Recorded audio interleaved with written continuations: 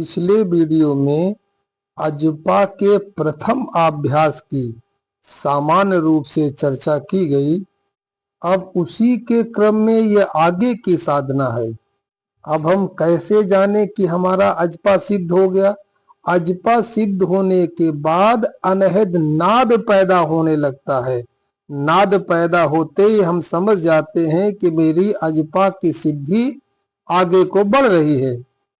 अजपा करते करते आगे चल करके एक ऐसी अवस्था आती है कि हमको अजपा सोहंग की भावना करनी नहीं पड़ती है, यह भीतर से स्वतः ही प्रकट होती रहती है और जप किए बिना ही ये अपने आप होता रहता है।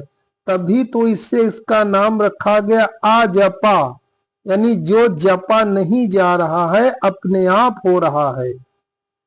लगातार अभ्यास करते करते साधक को ऐसी अवस्था प्राप्त कर लेनी चाहिए कि जप अजपा में बदल जाए। अब खाते पीते उठते बैठते यहाँ तक कि सोते जगते भी भीतर से लगातार अजपा का सुर चलता रहेगा। अब इस साधना में शीघ्र सफलता पाने के लिए कुछ नियम हैं। उन नियमों का अगर परिपालन कर जाए तो साधक की स्थिति पहले से बेहतर हो जाती है। सबसे पहली अवस्था है आपके आसन का स्थिर होना। जिनकी अभी कम उम्र है, 20, 25, 35, 40 इतनी तक उम्र है, वो साधक क्या करें कि सिद्धासन या पद्मासन का अभ्यास करना शुरू कर दें। और जिनकी उम्र अधिक हो गई है, 50, 55, 60 के आसपास है, तो कोई बात नहीं है, आप सुखासन में कर सकते हैं। आसन ऐसा होना चाहिए कि जिसमें बैठने में कोई कष्ट न हो, सहज रूप से आराम से बैठ सके और कम से कम 3 घंटे स्थिर हो करके बैठे रहें। स्थिर हो करके बिल्कुल अचल। इसमें एक बात और ध्यान देने की है, स्थिर भी हो, 3 घंटे का आसन भी हो, साथ में पैर शून्य नहीं होने चाहिए। इस बात का विशेष ध्यान रखिएगा। ऐसा न हो कि आप बैठे रहें पैर शून्य हो जाएं। शून्य होने का मतलब ये हुआ कि पैरों में खून की दौड़ान बंद हो गई है। ये नहीं होना चाहिए। कुछ न कुछ खून की दौड़ान होती रहे ताकि पार शून्यता को प्राप्त न होने पाए। जिन साधकों को ऐसी स्थिति बन रही हो वो फोन करके पूछ सकते हैं कि इसके उपाय क्या है। इसके कई उपाय हैं, तो आपकी मनोदशा स्थित देख करके 1-2 उपाय आपको बता दूंगा। मेरा नंबर है 9897727441। स्वामी अंतर्ध्यान वेदांत कुटी देहरादून। अब जब 3 घंटे का आसन दृढ़ हो गया, निश्चित हो गया, तो फिर रीढ़ की हड्डी पे ध्यान देना है। रीढ़ की हड्डी बिल्कुल सीधी होनी चाहिए, पृथ्वी से 90 अंश का कोण बनाती हुई पृथ्वी के लंबवत होनी चाहिए। जितनी रीढ़ की हड्डी पृथ्वी से लंबवत होगी उतना पृथ्वी के गुरुत्वाकर्षण का प्रभाव आपकी रीढ़ की हड्डी पर कम पड़ेगा और धर्म क्षेत्र का, अनुभव के क्षेत्र का जितना भी ज्ञान है सारा का सारा हमारा रीढ़ की हड्डी में ही है। इसी को ईश्वरी हड्डी भी कहते हैं। इड़ा, पिंगला, सुषुम्ना या शरीर की जितनी 72,000 नाड़ियां हैं उनका मेन स्टेशन ये है रीढ़ की हड्डी और उसके विभिन्न विभिन्न स्थल जिनको योग के चक्रों या खट चक्रों के नाम से जानते हैं। इसलिए रीढ़ की हड्डी बिल्कुल सीधी होनी चाहिए। अब सीधी का मतलब ये नहीं कि आप अकड़ करके बैठ जाएं। सीधी हो मगर सरल हो, सहज हो, अकड़ी हुई न हो।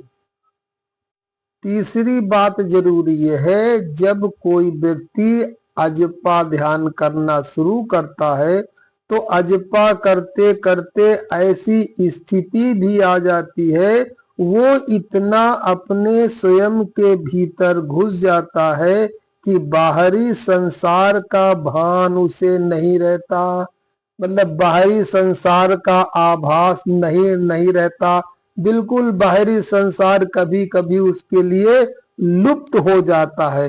तो उस समय बहुत सावधान रहने की आवश्यकता होती है। अब सावधानी क्या बरतनी है? सावधानी सिर्फ इतनी बरतनी है कि ऐसा नहीं कि जहां आपका मन किया वहीं आसन लिया और अजपा शुरू कर दिया, ऐसा नहीं होना चाहिए।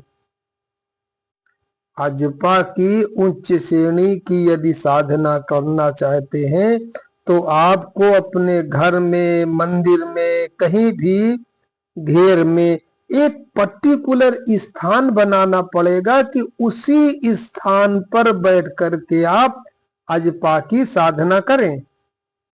जहां तक हो सके आपका जो पूजन का स्थान है इसको छोड़ दें, क्योंकि ये सामान्य पूजन का स्थान होता है।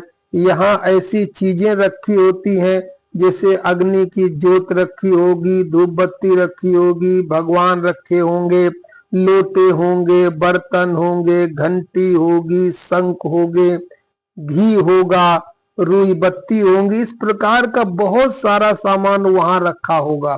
तो मान लिया आप अजपा करते करते बहुत गहरे में भीतर चले गए और आपको झटका लगा, आप गिर गए तो आपकी चोट लग जाएगी, स्थिति खराब हो जाएगी। अग्नि है तो जलने का भय रहेगा, इसलिए ऐसी जगह करना चाहिए अजपा का अभ्यास जो बिल्कुल साफ सुथरा हो, वहां कोई भी सामान न रखा हो। और इसमें ज्यादा उतावलापन भी नहीं दिखाना चाहिए कि भावावेश में आकर के आप गाड़ी से जा रहे हैं, बाइक से जा रहे हैं, गाड़ी से जा रहे हैं और लगातार अपना जो है अजपा करते करते करते करते चले जा रहे हैं। तो इससे क्या होगा, कभी न कभी अजपा से आप भीतर अगर उतरे तो बाहर की संसार का भान खत्म हो जाएगा और खतरे पैदा हो जाएंगे। इसलिए निश्चित समय में, निश्चित स्थान में, निश्चित समय में क्यों? हमने कहा निश्चित समय, स्थान तो ठीक है, निश्चित समय क्यों? निश्चित समय है प्रकृति के अंदर, ब्रह्मांड के अंदर हर चीज रिकॉर्ड हो रही है। आपके एक एक संस्कार रिकॉर्ड हो रहे हैं। मान लिया सुबह 5 से 6 बजे तक आप अजपा साधना के लिए बैठते हैं, एक दिन बैठे, 2 दिन बैठे, 3 दिन बैठे, लगातार जब आप 90 दिन उसी जगह पे बैठेंगे तो उस जगह का ऑरा भी ठीक हो जाता है। वो जगह फिर आपको बुलाना शुरू कर देगी, वो ध्यान के लिए एक आकर्षण का केंद्र बन जाएगा। 5 बजेगा ही नहीं कि वो स्थान भी आपको खींचने लगेगा। आप नहीं, आपके परिवार वाले भी अगर उस स्थान में कभी भूल से बैठ जाएंगे तो उनका अनायास उनका मन शांत हो जाएगा, यानी वो जगह भी ऊर्जावान हो जाती है। जहां बैठ के आप अजपा का अभ्यास करते हैं उस जगह साधक का तो औरा ठीक होता ही होता है, जगह की भी नकारात्मकता समाप्त हो जाती है। इसलिए अगर संभव हो सके तो समय का भी विशेष ध्यान रखना चाहिए। एक निश्चित समय चुन ले, फिर अंतरात्मा अपने आप जो है उस जहां वो समय हुआ अंदर बेचैनी पैदा होगी, लगेगा कुछ छूट रहा है, छूट रहा है, छूट रहा है, कुछ अजीब महसूस हो रहा है। और जब वहां जाके बैठेंगे ध्यान में तो चित्त अपने आप शांत हो जाएगा। इसलिए साधना का अभ्यास वही करना चाहिए जहां शरीर पूरी तरह सुरक्षित हो। शरीर सुरक्षा से मतलब यही है कि जब आपका आसन दृढ़ हो जाएगा, स्थिर हो जाएगा, आप 3 घंटे तक उस आसन में बैठे रहेंगे, फिर अजपा करेंगे तो परेशानी नहीं होगी। और अगर आसन स्थिर नहीं है, 15-15 मिनट में, 10-10 मिनट में पैर बदलने की आदत है, आसन बदलने की आदत है, इधर उधर हिलने की आदत है, तो क्या होगा, बाई दिवे यदि कभी भी आप गहरे ध्यान में उतर गए तो आसन बदलने के चक्कर में चूंकि अभ्यास है तो आप लुढ़क करके गिर भी सकते हैं, चोट भी लग सकती है। तो जो आपके पूजन घर में सामग्री रखी है, अगर आप पूजन वाले कमरे में कर रहे हैं तो जो पूजन की सामग्री रखी है, कोई कठोर वस्तु है या कोई दीपक है, इससे खतरा पैदा हो जाएगा। इसीलिए कहा गया है कि इसको एकांत और सुरक्षित साफ जगह में बैठ करके अभ्यास करें। हाँ, एक बात अवश्य है, दीपक न जलाएं मगर काफी दूरी पर, नजदीक पे नहीं, काफी दूरी पर एक खुशबूदार अगरबत्ती जरूर जला लें या धूप बत्ती जरूर जला लें, जिसमें खुशबू तो ज्यादा निकले, धुआं कम निकले। इससे क्या होगा, श्वासों के अनुभव जो आप अजपा का श्वासों में अनुभव करेंगे, प्रारंभिक दिनों में उसकी पकड़ बहुत मजबूत हो जाएगी, गंध आपको सहारा मिल जाएगा। ये गई सो ये आई हम, इसमें अगरबत्ती धूप बत्ती की खुशबू लगते ही एक पकड़ मजबूत हो जाएगी। इसलिए काफी दूरी पर कोई खुशबूदार चीज या धूप बत्ती या कोई अगरबत्ती लगा के बैठेंगे। अब जिन्हें उच्च श्रेणी की साधना करनी है, साधना में पारंगत होना है, अजपा को सिद्ध करना है, तो कुछ शुद्धिकरण की क्रिया भी अपनानी पड़ेगी। पहले आएगा शरीर शुद्धि, फिर आएगा मन शुद्धि। इन दो चीजों को शुद्ध करना पड़ेगा, तब जाकर के चित्त शांत होगा। शांत चित्त से आप अजपा कर पाएंगे। तो शरीर और मन की शुद्धि के लिए आप भस्त्रिका प्राणायाम का प्रयोग कर सकते हैं। भस्त्रिका प्राणायाम यानी लंबी गहरी सांसें लेना। आप मुंह बंद करके नाक से बहुत तेजी से लंबी गहरी सांसें लें, कम से कम 5 मिनट तक। और 5 मिनट के बाद 5 मिनट जोर से बोल करके या तो ओंकार कर ले या कोई भी ऐसा हरि नाम का कीर्तन कर ले, जैसे हरिओम हरिओम हरिओम हरि, ताली बजा के इसको करें, हरिओम हरिओम हरिओम हरिओम हरिओम हरिओम हरिओम हरिओम, या कुछ भी आपके जो भी शब्द हो उनको लेके 5 मिनट कीर्तन कर लें। इससे होगा क्या, जब आप भस्त्रिका प्राणायाम करेंगे तो भस्त्रिका प्राणायाम करने से शरीर की जो हलचल है ये समाप्त हो जाएगी और भीतर शक्ति का जागरण हो जाएगा। ये काम होगा, शरीर शुद्ध हो गया। अब मन शुद्ध कैसे होगा, जब आप हरि नाम का कीर्तन करेंगे जोर जोर से, तो कीर्तन करने से मन शांत हो जाएगा। मन थक जाएगा कीर्तन करने में, तो थका हुआ मन शांत हो जाएगा और शांत होते ही चित्त बिल्कुल शांत हो जाएगा। जब आप शांत चित्त की अवस्था में पहुंच जाएं, बस अंदर की भावना करनी शुरू कर दें। भीतर से संकल्प बोलें मन से कि अब मैं साधना काल के समय भीतर जा रहा हूं, संसार की किसी वस्तु से मेरा कोई संबंध नहीं है, ना मैं दुनिया से संबंध रखना चाहता हूं, ना ही दुनिया मुझसे संबंध रखे। साधना काल तक बिल्कुल अंतर्मुखी हो जाओ, मन में संकल्प लो, अब मेरा कुटुंब परिवार मोहल्ले मित्रों से साधना के समय तक कोई संबंध नहीं है, मुझे किसी की कोई आवश्यकता नहीं है, मैं नितांत हूँ, एकांत हूँ, अकेला हूँ, ना मुझको संसार से कोई मतलब है, ना संसार से मुझे मतलब होना चाहिए। इस प्रकार सोच करके इस प्रकार की भावना से आंखें बंद करके बैठ जाएं साधना काल में और बाहरी संसार से बिल्कुल नाता तोड़ दें। आंखें बंद हो गई, मुंह बंद हो गया, मौन हो गए, शरीर स्थिर हो गया, चित्त शांत हो गया, भीतर मुड़ गए और संसार से संबंध टूट गया। अब बाहरी जगत से संबंध टूटते ही भीतर जो ध्यान का माहौल है बिल्कुल तैयार है। अब कोई विचार उठेंगे ही नहीं और विचार शून्य होने का प्रयास करें।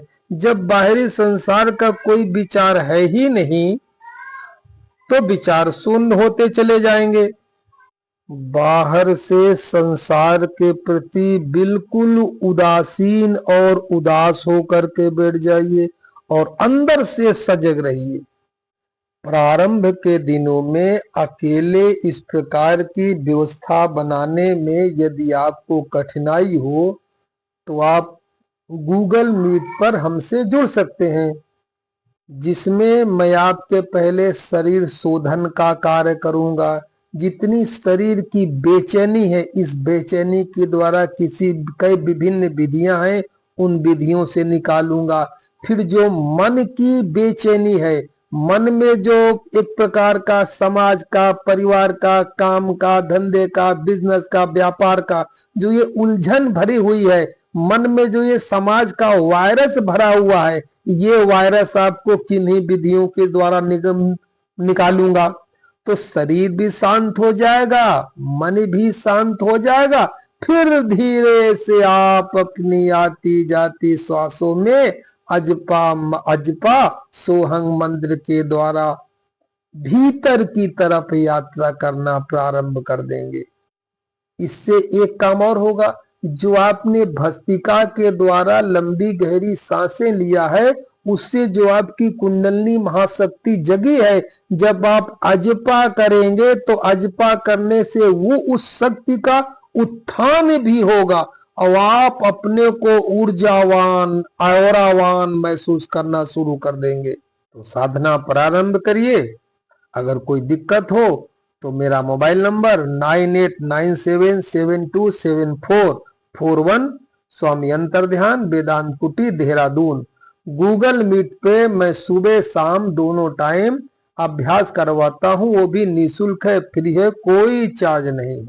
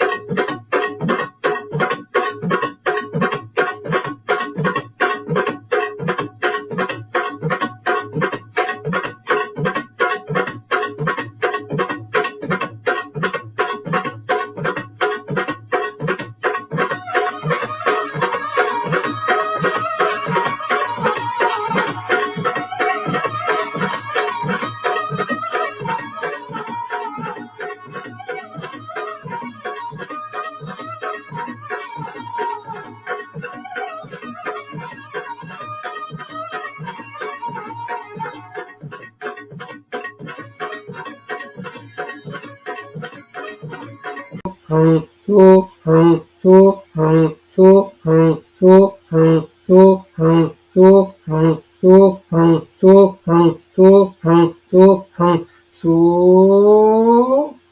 हं